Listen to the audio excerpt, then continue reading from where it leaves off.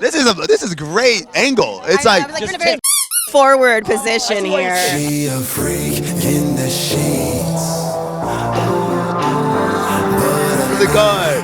Hey, what's up, guys? I'm here. Oh, I'm doing great. Obviously, we're sitting next to you, talking to you. How are you doing? This is a great angle. It's I was like, we're in a very forward position here. I'm surprised you're not doing it on the floor, just on your back. It's like, what do we wear? No, you're not wearing anything under there.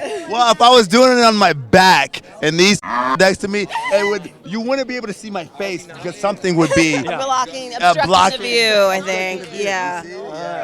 Very, very smart. All right, tell us the audience who you are and you know.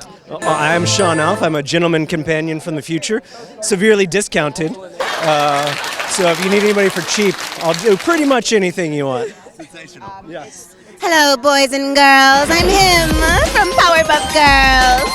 I'm a gender-bendy demon. Gender bunny. Bendy. Demon. Yes.